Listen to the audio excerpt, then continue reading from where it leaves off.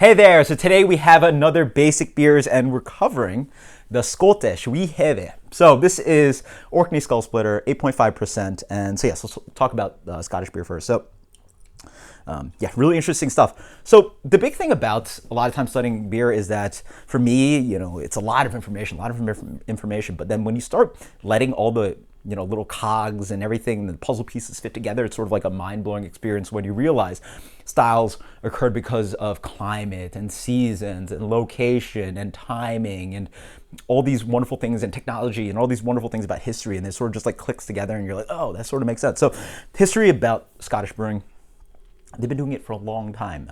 For a while, before hops were really the prominent thing being used in beer, they would throw spices and herbs, and that occurred for a while. And actually, interesting thing, Scotch was not really a thing. Scotch whiskey was not really a thing until the 1800s. So Scottish brewing tradition is actually older. Beer brewing tradition is actually older than the Scotch whiskey tradition. And so what do we do when we're in Scotland? We don't actually grow that much hops in Scotland. It's colder. So this is location, climate changing things. We don't, they didn't want to trade and spend all this money on hops. So this is why you have these more malt accentuated beers when you look into modern interpretations of Scottish brewing. The other thing is that it was a colder climate. So these yeast strains would end up having slightly restrained fruit character, maybe.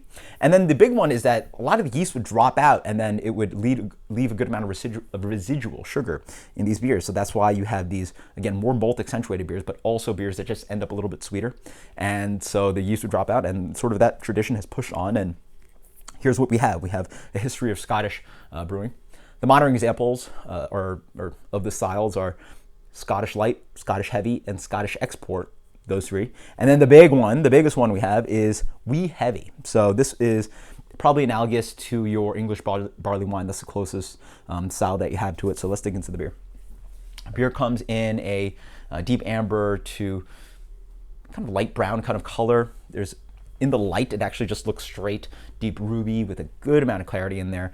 You really don't get much, as I pour more, you really don't get that kind of lively carbonation. By the way, the reason I'm doing this is really important that completely mess this one up. I thought this style, completely blind, was Belgian double or Belgian dark strong ale. So as I look at it more, there's not that kind of beautiful, lively carbonation. There's almost almost 1.5 times more carbonation ideally in the Belgian style, and should be noticeable. So even on appearance, it should be noticeable that it's a Belgian beer or it's a not Belgian beer. And then on the aroma, get a really beautiful kind of a caramelly toffee sweetness. It even has a little bit of light roast. There's definitely some dark fruit riding, and that's the confusing part for me that hit me. There's a sweet kind of fig raisin kind of thing, dates, big juicy dates.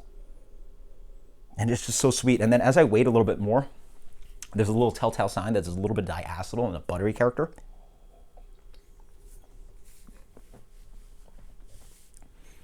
And I get that on the palate too. There's a kind of a buttery slickness to this.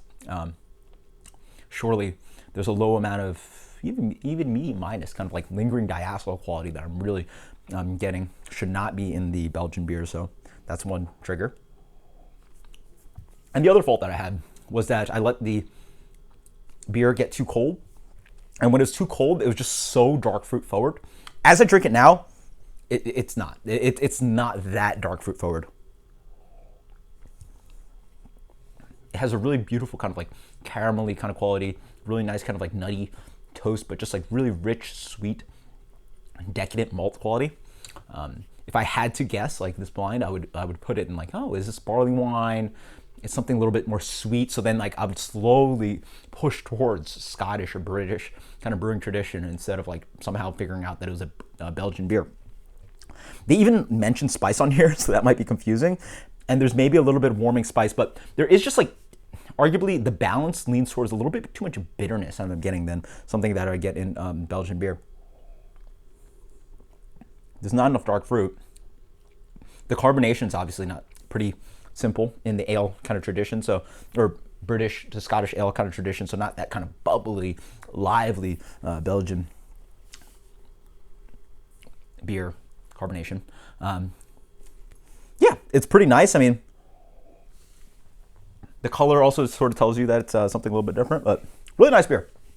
But yeah, that butter should be a giveaway for me, and also just lots of complex beautiful malt quality, even though there is that kind of dark fruit. On the nose, they say that there's dark fruits, spicy hop, dates, and figs for sure. I'm getting that. And then they say on the palate, there's molasses, fresh and dried fruits with warming spices. So there's some overlap with that kind of like dark fruit quality, nice rich kind of malt complexity. But this one also doesn't have dark candy sugar, so that should be a little bit of a giveaway. But dark candy sugars versus complex malt quality, like you can sort of see the overlap. But yeah, as I drink it more, I'm getting more and more this kind of like buttery diacetyl quality that is a sign of Scottish or British yeast. Is not obvious in British beer. Fun stuff. Let me know what you think about Scottish beer. Let me know what your favorite is. And oh, another thing to point out, completely forgot, is that a lot of these Scottish beers or American interpretations end up throwing like smoked malt in there or peat smoked malt or anything like that.